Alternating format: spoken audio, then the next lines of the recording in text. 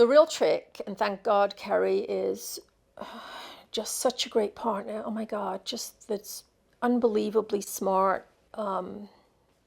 gets it. We only had one lunch hour per episode to fit her in all those costume changes.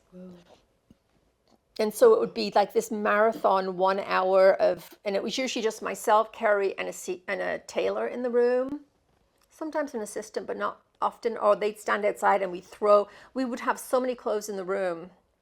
So if she needed 12 costume changes, we would, have to have like 7 or 8 racks of clothes in the room. And we were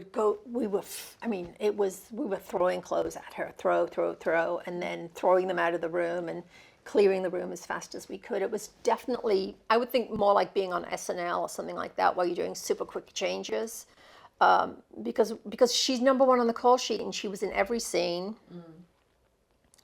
And we just didn't get to have as much time with her as you would normally do with the leading actress on the show. But again, Kerry and I sort of ended up having this real sort of mind meld. Like she used to say, oh, we have the same brain, and I would be always the one doubting. We'd get her together, we'd fit the dress, we'd pin the costume, look at it in the mirror, and I'd go, oh, I just don't know. What do you think, Kerry? And she'd go, yeah, I think this is it. I think we have it. And I would say, what about, and so it was definitely a dance between the two of us, and we would just do it. I mean, to this day, I don't know how we would do that many costume changes in an hour. Historically now, I build closets for most actors on shows, like long-running shows, because they don't really want to come and see you every week, and they don't have time. And for instance, Tony Goldwyn,